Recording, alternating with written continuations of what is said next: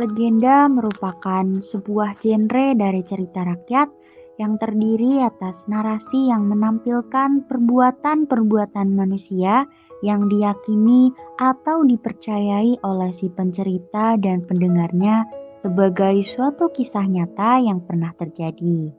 Salah satu legenda yang terkenal dari Banyumas adalah legenda kera di Masjid Saka Tunggal. Masjid Saka Tunggal terletak di Desa Cikakak, Kecamatan Wangon, Kabupaten Banyumas, Provinsi Jawa Tengah, atau sekitar 30 km arah barat daya Purwokerto.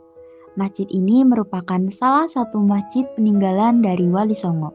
Masjid Saka Tunggal ini dibangun pada tahun 1288 Masehi seperti yang tertulis pada Saka Guru atau tiang utama yang ada di masjid ini. Masjid Saka Tunggal dihuni oleh ratusan ekor kera yang berkeliaran bebas. Keunikan masjid ini dapat dilihat ketika kalian mulai memasuki kawasan Masjid Saka Tunggal. Tetapi di balik keunikan tersebut, terdapat legenda yang menyebar di masyarakat mengenai asal mula kera tersebut. Konon, kera yang mendiami Masjid Saka Tunggal adalah jelmaan para santri. Masyarakat sekitar juga mempercayai legenda tersebut. Bagaimana ceritanya? Mari kita simak penjelasan berikutnya. Pagi itu, pesantren Darussalam kedatangan santri baru. Santri baru tersebut bernama Fatah. Fatah berasal dari luar daerah dan diantar oleh orang tuanya untuk berniat belajar agama kepada Kiai Saka Tunggal. Santri tersebut kagum dengan karismatik dari Kiai Saka Tunggal. Fatah sangat bersemangat untuk mulai belajar ilmu agama dengan Kiai Saka Tunggal. Kemudian Fatah berpamitan kepada orang tuanya lalu pergi ke arah asrama pria. Di asrama, Fatah berkenalan dengan Afik. Afik merupakan santri teladan karena ia rajin dan giat dalam mengaji. Fatah bersama Afik menjadi teman dekat. Mereka selalu bersama baik saat mengaji maupun di luar. Karena berteman dekat dengan Afik, maka Fatah pun menjadi salah satu murid yang diandalkan oleh Kiai Saka Tunggal. Fatah dan Afik sering kali berpergian dengan Kiai Saka Tunggal.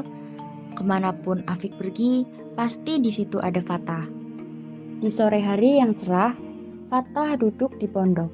Dia merasa bosan dengan kegiatan di pesantren yang sama setiap harinya. Fatah mulai jenuh dengan kesehariannya.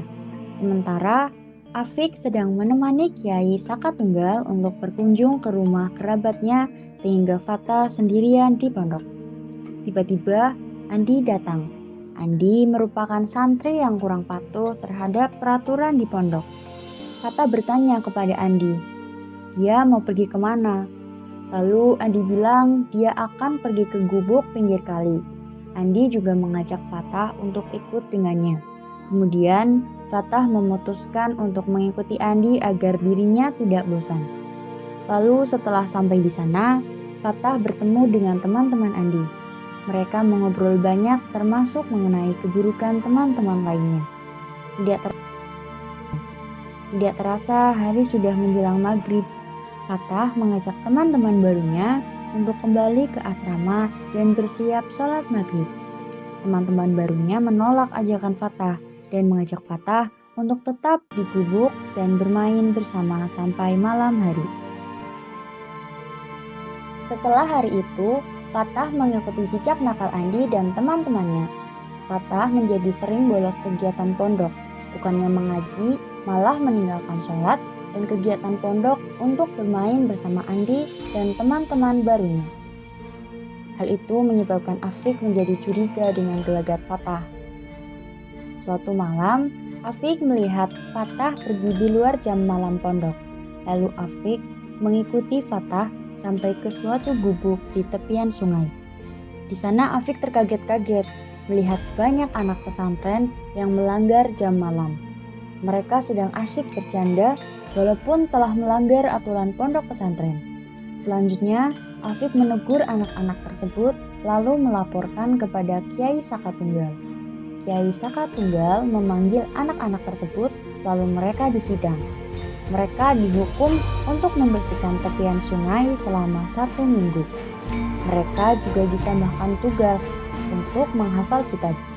Oleh karena itu, mereka marah kepada Afik yang telah melaporkan tindakan. Setelah mereka menjalani hukuman, mereka malah dendam kepada Afik.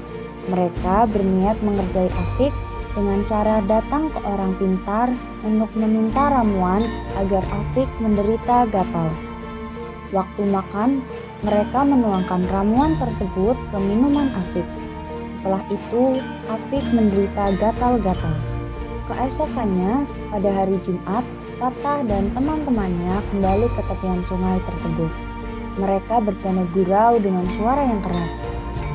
Di lain sisi, Afik dengan murid-murid lainnya menyiapkan masjid untuk melaksanakan ibadah sholat Jumat. Tidak lama, azan sholat Jumat dikumandangkan. Kiai Sakatunggal menjadi khutbah pada ceramah sholat Jumat. Suara Fatah dan teman-temannya sangat keras, sehingga mengganggu khutbah. Kiai Sakatunggal sampai berhenti sejenak karena kaget dengan suara ricuh di tepi sungai yang tidak jauh dari masjid. Kemudian, sholat Jumat pun dilaksanakan walau dengan suara gaduh dari Fatah dan teman-temannya. Kejadian tersebut sangat memalukan, karena kejadian tersebut sangat mengganggu dan tidak pernah terjadi sebelumnya. Selepas sholat Jumat, Kiai Sakatunggal menghampiri Fatah dan teman-temannya yang mengganggu sholat Jumat. Kiai Sakatunggal datang dengan wajah yang merah padam. Kiai Sakatunggal menegur mereka. Fatah dan teman-temannya malah membantah perkataan dari Kiai Sakatunggal. Kemarahan Kiai Sakatunggal semakin menjadi, hingga Kiai Sakatunggal mengutuk mereka menjadi monyet. Seketika, Fatah dan teman-temannya berubah menjadi monyet yang menghuni sekitar Masjid Sakatunggal.